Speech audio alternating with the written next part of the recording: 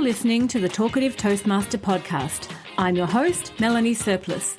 In this podcast, we explore how Toastmasters can help you to polish your public speaking skills, communicate with confidence, and amplify your authenticity. You'll hear from my fellow Toastmasters and I how this global organisation has impacted our lives for the better and how it could impact yours. Now, let's get talkative. Welcome, ladies and gentlemen, to episode 9 of the Talkative Toastmaster podcast. Today, it's my honour to be joined by my guest and fellow Toastmaster, Kevin Ryan. Kevin has been a Toastmaster for 35 years, and some of his highlights as a member include being the conference convener for the District 69 conference and winning the District 69 International Speech Contest twice. Kevin also says that Toastmasters was instrumental in helping him to establish what has been a 23-year and counting career as a professional speaker. We're in for a treat to have such an accomplished speaker share his insights. Kevin, welcome to the show. Thank you. Glad to be here. Excellent. Now, I can't wait to dive deep into the vast experience that you've had, but could we perhaps start where it all began by talking about why you originally decided to join Toastmasters? Thank you, Mel. I stumbled into Toastmasters. I was working as a business representative for an electronics company in Brisbane, and our manager decided that we needed better sales presentation skills. And so he invited in a person by the name of Bernie Kelly. Bernie Kelly won the third place in the World Championship of Public Speaking, I think, around 1986, something like that. And it was an interesting course. I enjoyed it. And then he twisted my arm at the end of the course, and I only realised later on that he was earning money as a presenter, but also being a very excellent recruiter for Intrapilly Toastmasters Club at the time.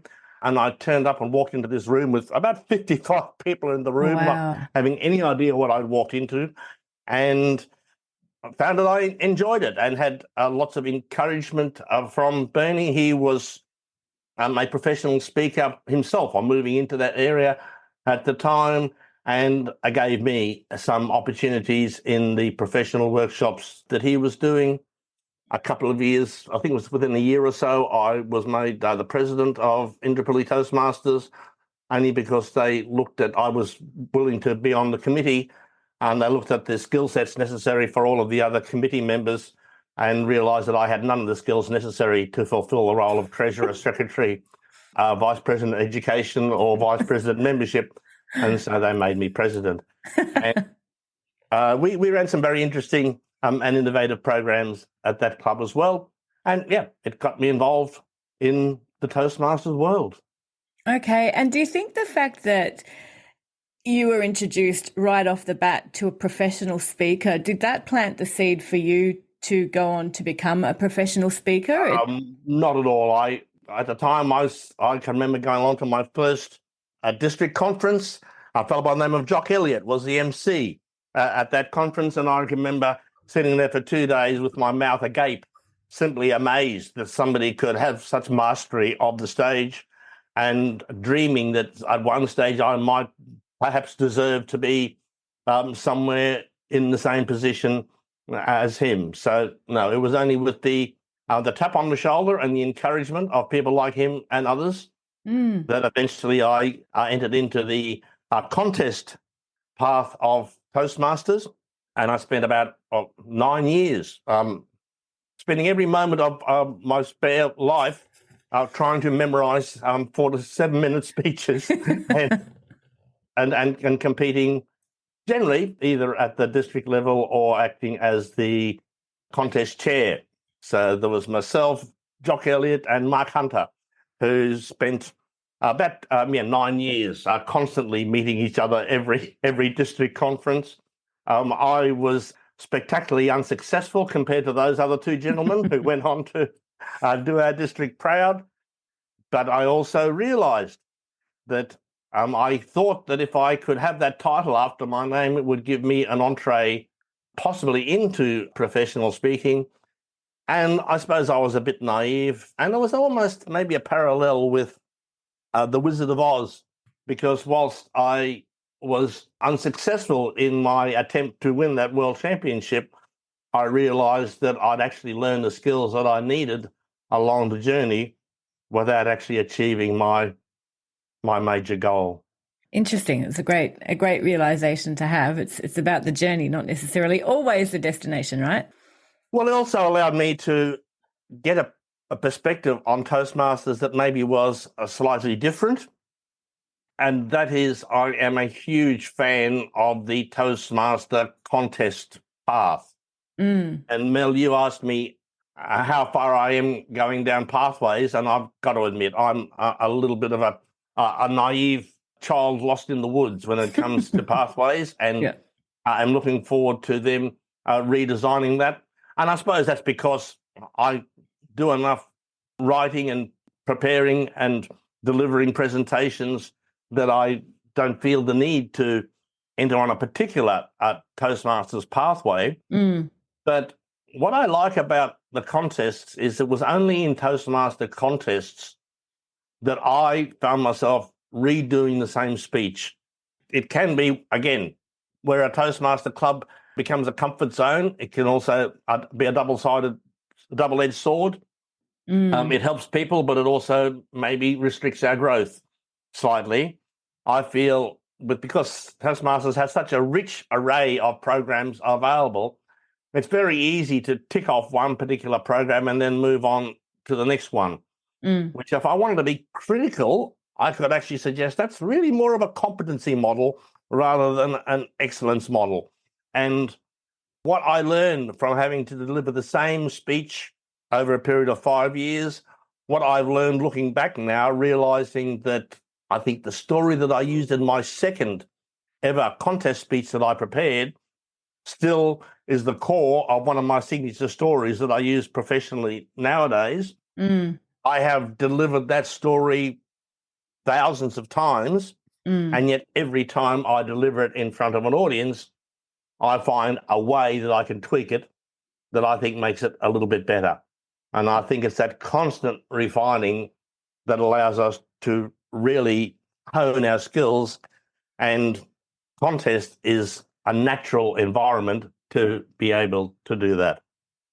Definitely. And I think that's certainly the keynote speakers, the professional speakers I've heard over my time, they do have either one or a number of signature stories and that they get known for. And you're right, I do think the Toastmasters contest model facilitates that kind of constant refining. And also, I guess you're getting different feedback from different people and in a way that you may not necessarily in the early days of professional speaking, you may not necessarily get that feedback, but in Toastmasters, you get plenty of feedback. So yes, you do. All of it well-intentioned. Yes, absolutely. And that's the great thing about Toastmasters is that everyone in the audience wants you to succeed, perhaps maybe with a slight modification of when you're trying to support your club, a representative at the district conference. Yes. But you obviously want everyone up on the stage to succeed. And then when you move into professional speaking, you find out that that is not actually a common sentiment amongst the audience members. And that's a brutal shock that conquering can massively improve your confidence, obviously. Yeah, that's an interesting perspective, and I suppose not one that a lot of Toastmasters would see if they're not moving in, out of that nice safe haven of Toastmasters into the realm of professional speaking. So how has that transition been for you? You've obviously been speaking a long time professionally now, but those years when you were transitioning, how did that go for you? The biggest shock, Mel, was to realize that my client was not my audience. Right. With Toastmasters, our client is our audience. Our job is to please the audience. In a contest, maybe to please the judges as well. But generally, if you can manage to please the audience, then you'll be pleasing the judges. In professional speaking, I learned fairly early on, particularly in corporate speaking, that managers and CEOs will generally hire me to say things to their staff that they've been saying for many years and have been unsuccessful at convincing them. And so they think by paying an outsider to come in, somehow they're going to be convinced. And so it's recognizing that. It's walking out there and recognizing that if I let them know I'm going to be speaking about this, I'm going to get the folded arms and the eyes rolled to the ceiling and all the sort of negativity, and they'll start pulling out their phones and checking their emails, and I'm not going to be successful at all. So that is the greatest challenge. And I think what can also give us the greatest success is to come out there and address an issue that maybe people have become very cynical about, and be able to transform the way that they see that particular factor, if that makes sense. Yeah, definitely. But it can be daunting talking to a tough crowd, a cynical, tough crowd that aren't necessarily cheering when you get up onto the stage and clapping when you finish. Mel, I can remember talking in North Queensland, realising the fact, because I had spent some time in North Queensland and I was very aware of the attitude of people from North Queensland to those of us who come from the capital city. And I was going to be speaking to a group of primary producers, and please excuse the language, but I opened with this line: I'm just looking around the room here and I'm going to take a wild stab in the dark that many of you at the moment are wondering what on earth could a fast-talking smartass from Brisbane possibly know about our industry. Yeah. You've got to meet them where they're at, right? Yeah, exactly. So, and once I was able to recognise and let them know that I knew what was going on, I could say pretty much anything I want. And at the end, the conference organiser came up to me and said, "It was really excellent what you said. It was a really difficult message that they needed to hear. And I'm really glad that you were able to give it to them." And I said, "Why do you think it was best for me to give it to them?" They said, "Because you're on a plane out of here tonight. And the rest of us have to stay here and live with them." Yeah. So I also realised that that's sometimes the role that we are meant to play. You understand that role. Are you going to be there? Are you going to be their friend? Are you going to be their advocate? Are you going to be their challenger? Are you going to be the person that gives them that difficult message that others don't really want to articulate? Yeah, definitely. And also, I think the nature of professional speaking, or being able to structure arguments and concepts, and just might be the way that people receive the message in that different way. That's part of the training, I guess, as Toastmasters and professional speaking. It's delivering the message in a way that somehow cuts through. Well, it's all entirely complementary, Mel. And as one of the main areas I'm working in now is in storytelling. And you'll see nowadays there are CEOs that will pay serious funds to learn the principles of storytelling. Now, I've spoken about storytelling because I work in the area of sales and business communication for over 25 years. It's only in the last 5 years that I've called it storytelling. Before then, it used to be called the science of the business narrative. Right. Yes. Yeah, which is a very fancy way for storytelling. Storytelling. If I said I specialised in storytelling, people thought that I was going to use funny voices and wear silly hats and start with Once Upon a Time and end with Happily Ever After. And business people will say, "I don't have time to listen to stories, just give me the facts." And I have realised now that the best way to engage people, but also the best way to get people to change their minds about issues where they are stuck, is with an effective story. And so the storytelling that is at the core of Toastmasters, right from your icebreaker, is still the most fundamental skill. And you mentioned about our keynote speakers and our professional speakers and their keynote stories, or what we call their signature stories. And let me tell you, Mel, I'm in our Professional Speakers Australia, or the National Speakers Association of Australia, who are brutal about plagiarism, as you can imagine. Yes.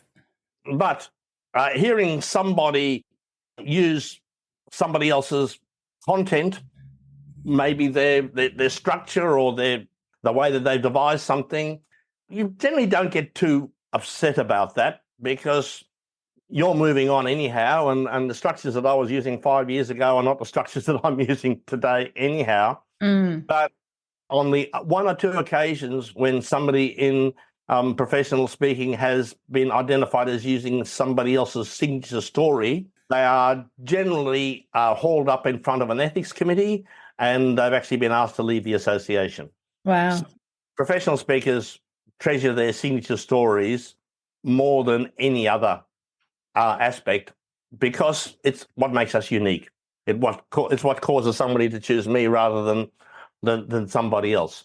And I would encourage Toastmasters. What I did when I was looking at maybe transitioning across in the last couple of years that I was working and looking to move across with my Toastmaster speeches, I decided, right, I'm still focusing on 5 to 7 minute speeches, but I worked on the first speech is going to be the first 1/3 of my signature story. The second speech is going to be the second 1/3. Yeah. And the third is going to be the final part of it. And so I was working on that, the 20-minute. I'd encourage any Toastmasters looking to live outside their Toastmaster club, develop a 20-minute presentation. Yes. That's what you need to go and speak outside your Toastmasters club. Yes. If you want to go and speak to community groups, if you want to speak at events, you need a 20-minute keynote presentation that you can offer them that's got a message. Yeah, and I think that's one of the level 4 or level, I think it's the level 4 or level 5 end of the Pathways project where you get to do that, but the rest are the 5 to 7 minute speeches typically. So yeah, even constructing that longer of a speech and practicing delivering it, there's not a lot of places where you actually get the opportunity to even practice that kind of a speech. Certainly not in the workplace. You don't really get the chance to practice it. Normally, you're just thrown in the deep end and they say, go present something. So Toastmasters at least gives you that safe space to practice the material.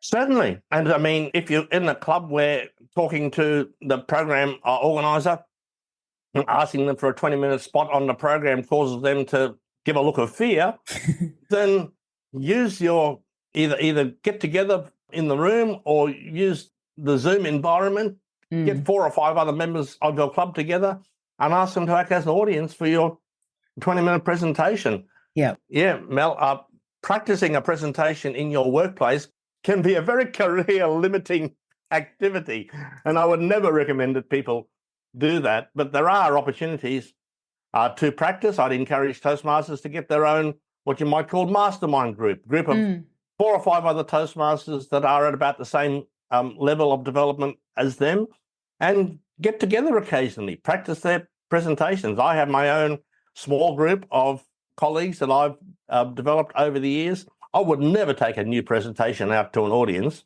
without running it past them first. Toastmasters has connected us with people who are interested in that area and have certain perspectives that can be very useful. So I see that as a natural path. And also, again, this is my challenge to Toastmasters. I believe nobody ever joined Toastmasters so as they could speak more confidently to a Toastmasters club. Yes, you're right. They joined Toastmasters so they could speak more confidently out in public. And then I have found sometimes getting Toastmasters to go out and speak in public can be the most difficult thing. We, at our club, we run youth leadership programs, we run speechcraft courses, and I'll go up to our maybe not so experienced members, but the members who I think are ready for that next step and say, right, I'd like you to do a 10-minute presentation on maybe how to do an evaluation or how to put together structure a particular presentation. And I really have to twist their arms sometimes to get them to do that. And I'm trying to remind them, come on, isn't this why you joined Toastmasters in the first place? Yeah. Don't let the comfort zone become a limiting factor. Yeah, it's so interesting that whether it's going to competitions or going and exploring other clubs or being a test speaker for other clubs is just that some of the ways you can continue to grow. Because I think part of the challenge is that some of the Toastmasters clubs are so supportive and they can feel like family. It can feel like speaking in front of a family get together once you've been there for a while and you know everyone and you've heard them all speak a few times, it has that family feel, which is lovely and supportive. But in terms of extending yourself, as you say, it's how do you keep challenging yourself?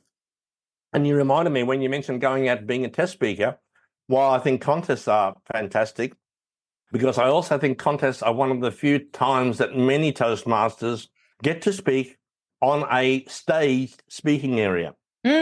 One thing I've noticed with a lot of Toastmasters is they're very comfortable standing in the one spot. But when all of a sudden they're given a full stage and asked to decide how much of that stage will I use, how will I use that stage positioning to enhance my performance, it's just not an environment that they've experienced. It's not, they don't often get that particular opportunity at their club. So I'd encourage clubs, if you can widen the speaking area to give your speakers more chance to use a broader space, but also once you go into contests, get to know the stage. I mean, the things that I learned, and again, I want to pay full credit to that brilliant gentleman, Jock Elliott. The first time I went over to the States to represent our district, I was so lucky that he was actually going to the conference at the same time. The things that he told me, the things that he showed me, the extra training that I got. I mean, he got me to go out there and think about what I was wearing. And it never occurred to me to think about what I was wearing on a stage before. He got me to go out and do voice training. It had never occurred to me to do voice training before. And how stupid is that when that's what we use all the time at Toastmasters? But I thought, no, I've done Master Your Voice in the CTM program. I know all about that. And he got me out to work for months with a theatrical voice coach, which totally transformed the way I use my voice in front of an audience. And so it's those experiences that we get from the experienced Toastmasters that I think we need to open ourselves up to. And so even you've been a Toastmaster for 35 years now, what do you most enjoy now? Because I'm guessing it's a different experience than it was when you first started and you have a different perspective. But what do you enjoy about being a Toastmaster these days? The discipline. I came back to Toastmasters. I mean, okay, I spent about 20 years and 12 years of those, most of my speaking was overseas. And so whilst I remained a member of Toastmasters, I didn't get along to too many Toastmaster meetings. When 2020 came along, I was actually at the Professional Speakers Conference in March 2020, one of the most depressing conferences anybody could ever attend, because that was the weekend when we all became aware of the lockdowns. I lost 35 speaking engagements in one weekend. Oh, right. I started the conference boasting to everyone that I had the most successful diary in my entire career. Ended it with everyone else saying, I've got no idea how I'm going to support myself for the rest of this year. I'm actually now the National Accreditation Manager for Professional Speaking Australia. I know some professional speakers, many who have come through the Toastmaster path. I know other professional speakers who are excellent stage presenters and have never entered a Toastmaster meeting. And I can say with great confidence that those who have never used Toastmasters could be better speakers if they went to Toastmasters. And the reason I came back and put myself into the program at Toastmasters was, number one, I felt that I could add to our club's flexibility with the experience I'd had in the hybrid environment. But also I realised when people ask me to come along to a Toastmasters club and I'd say, how long have I got? They'd say, oh, we'll give you 10 minutes. And I go, only 10 minutes? It takes me 10 minutes to introduce myself. What on earth are you talking about? And I realised that in that area, I'd become a little bit lazy. And so I thought, let's force myself to get back to do a 5 to 7 minute speech again. Let's force myself to learn the sharpness and the discipline of being able to put things together like that. Yes. Rather than thinking, well, I've got 45 minutes, so eventually I'll get to something that's interesting to the audience. So I'll just start and see where we go. And I'm embarrassed to admit that has happened sometimes, Mel. So how do you go with table topics where you've got 2 to 3 minutes? Again, I challenge myself. Yeah. I've got a couple of ideas with table topics that I want to, as I said, and if you look at our YouTube channel, we did a session on improvisational skills for Toastmasters. One of the things where we're starting to introduce the interviews, like I mentioned before, but also I'm looking at maybe running impromptu debates in the club. getting people to do a table topic where they have to do the entire table topic about a particular subject without saying a certain word. Looking at finding a way that I can develop a 2-minute table, a generic table topic that can be used to answer any question without knowing what the question is, and yet the answer will actually think it's a satisfactory answer to that question. Okay.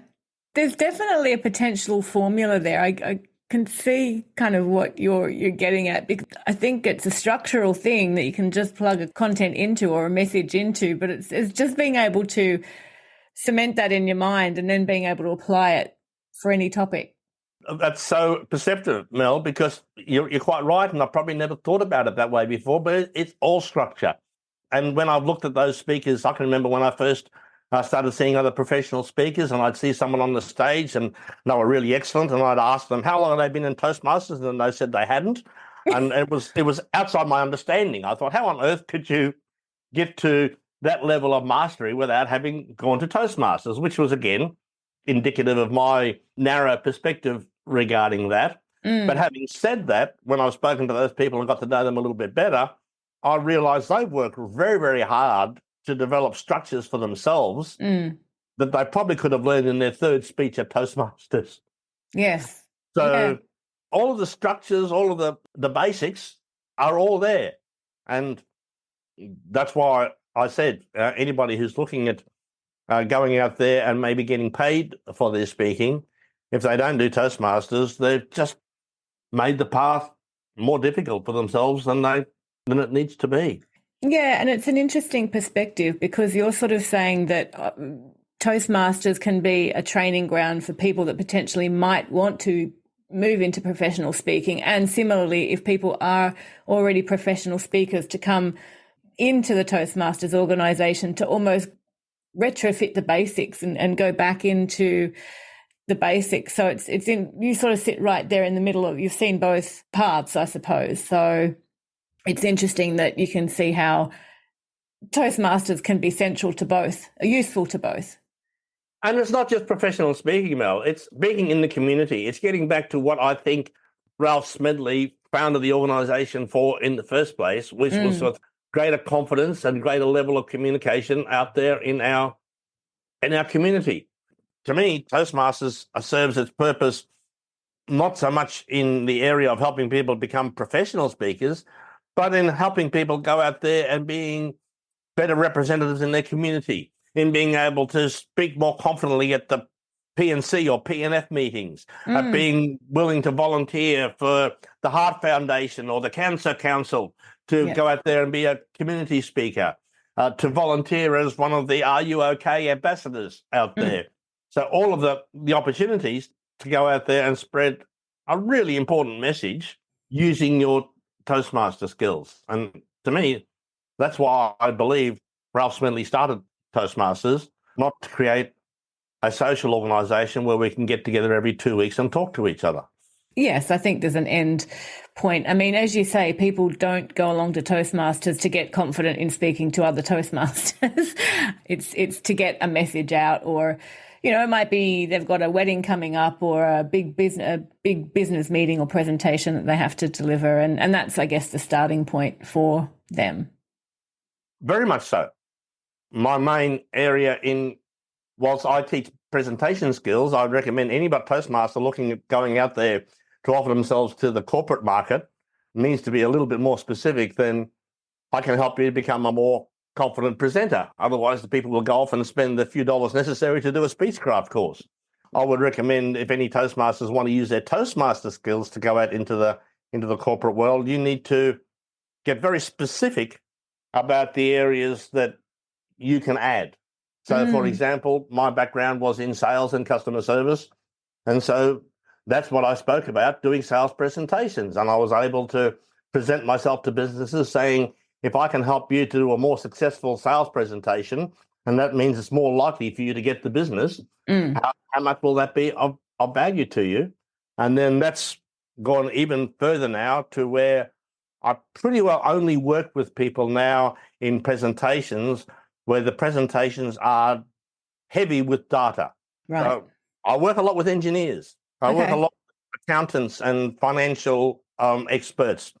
when they've got a lot of data and they want to make the data compelling. So Right. it's, I actually say, how can you, no one's ever been convinced by an Excel spreadsheet.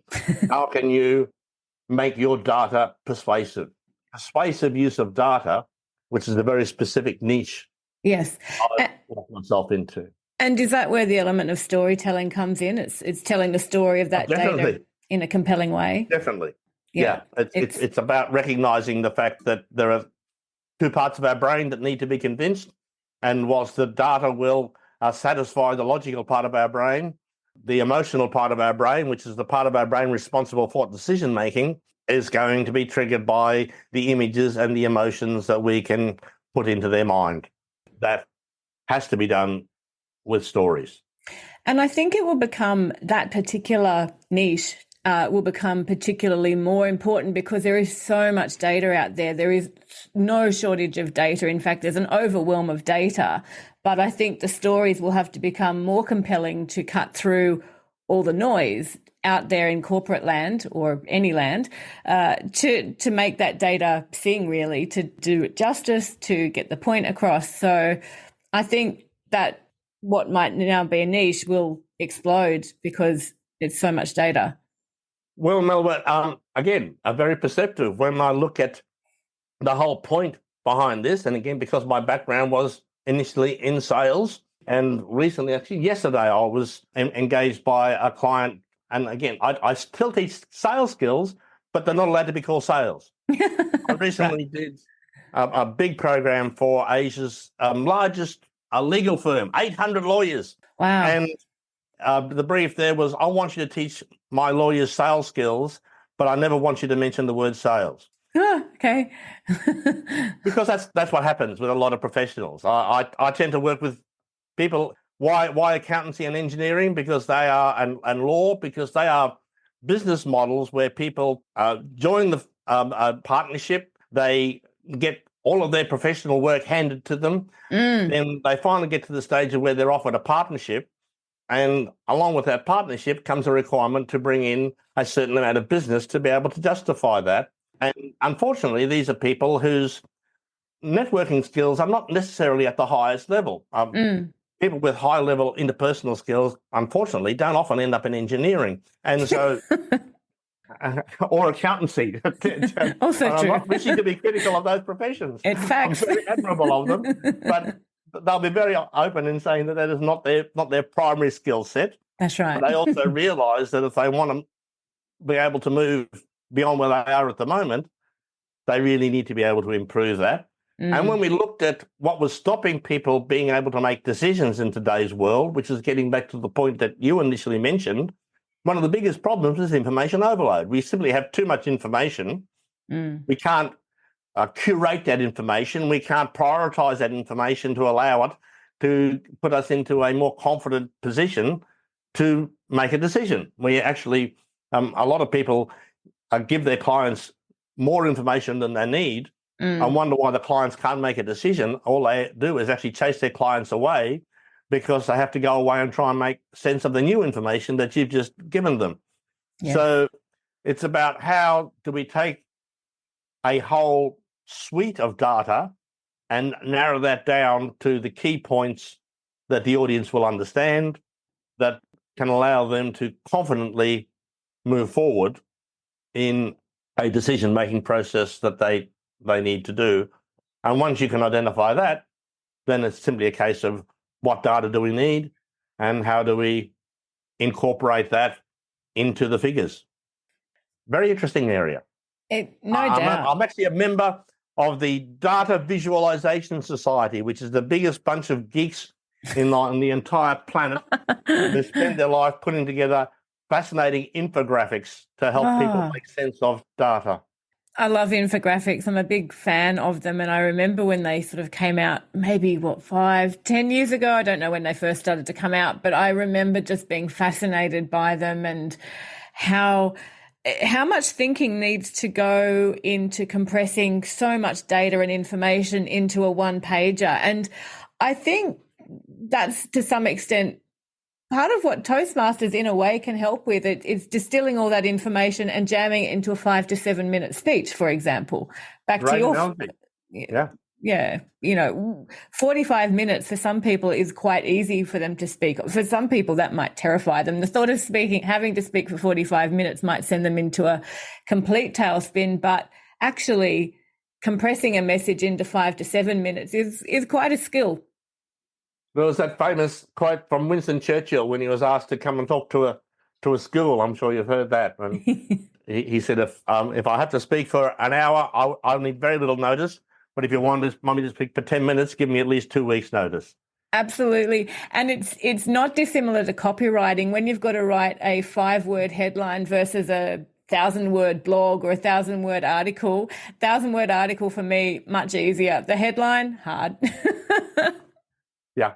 And so sort of back to Toastmasters, what would you say to people out there who might have heard about Toastmasters or whose boss may have said you should go to Toastmasters, but they're nervous about giving it a go? What would you say to that group of the community?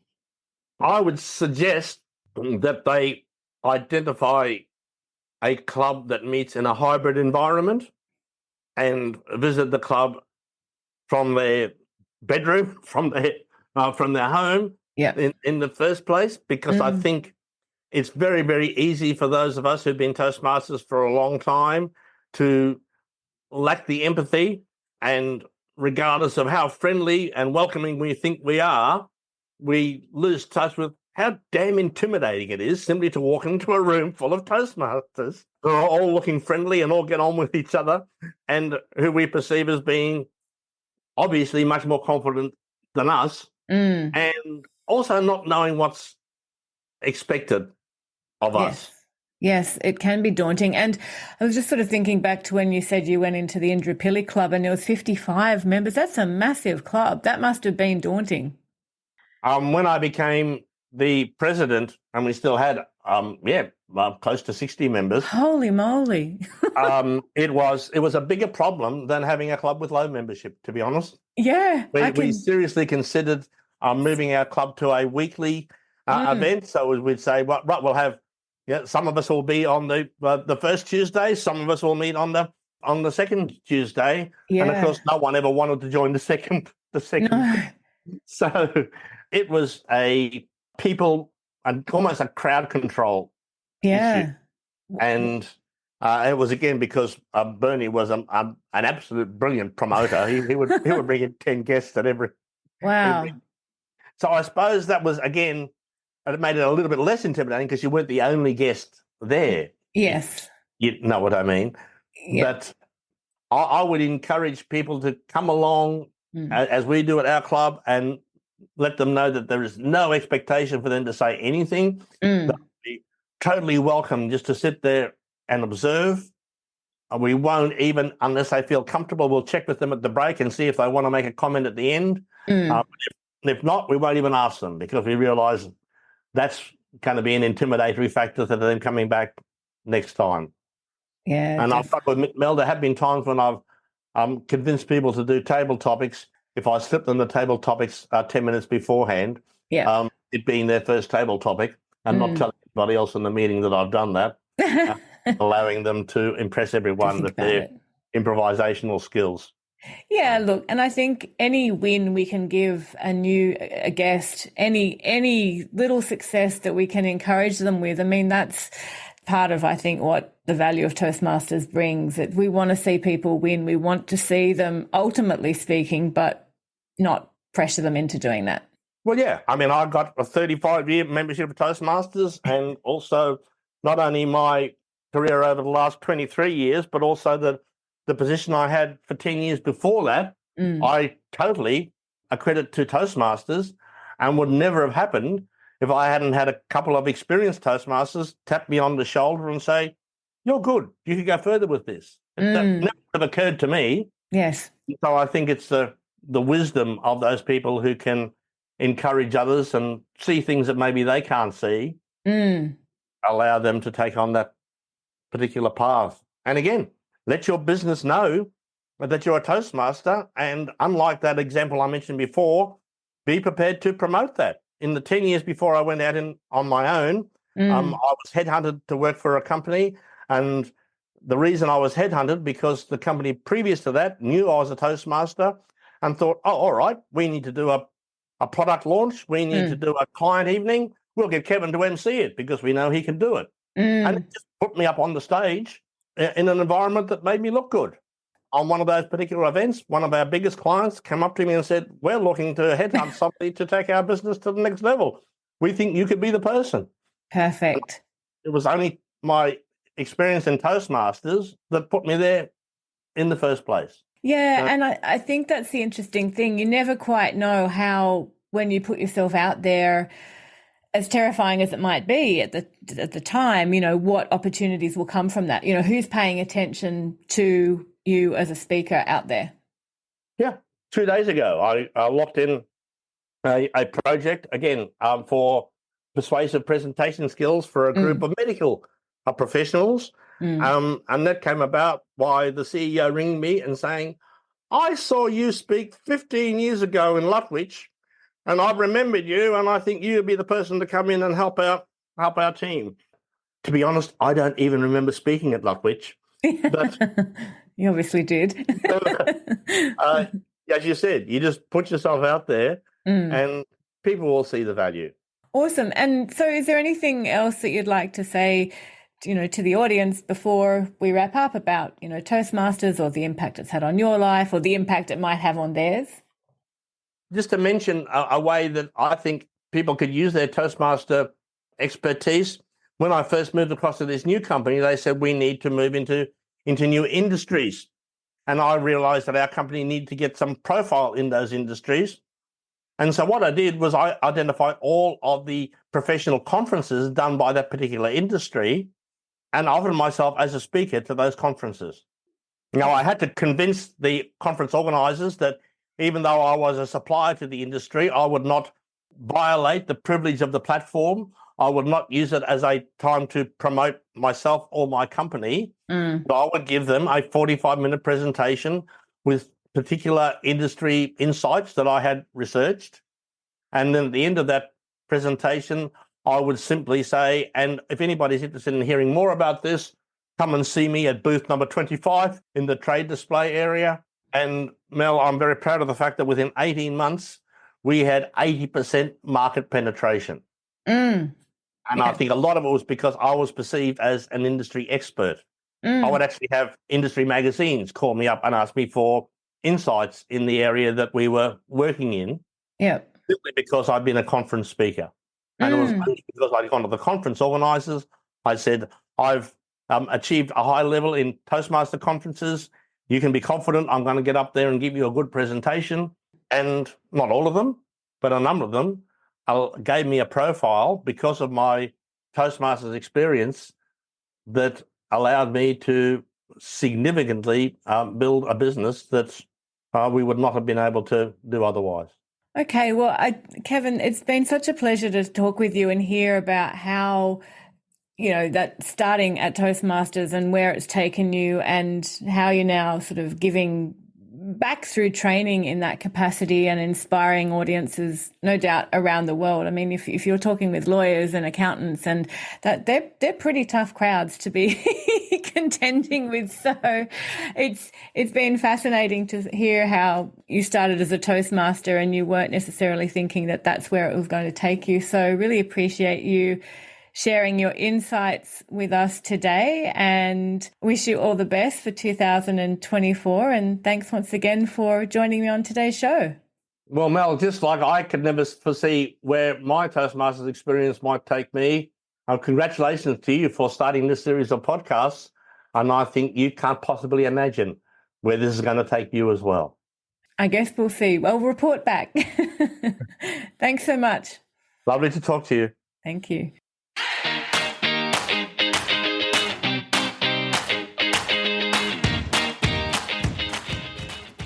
Thanks for listening to today's show. Head to talkativetoastmaster.com where you'll find the show notes for this and all other episodes, as well as links to some awesome Toastmasters resources. If you found value in today's content, I'd really appreciate if you could share it with friends and colleagues who may be interested. Or leave a review on iTunes. This helps more people to find us. Until next time, remember the words of D.H. Lawrence. Be still when you have nothing to say. But when genuine passion moves you, say what you've got to say and say it hot. Have a great week.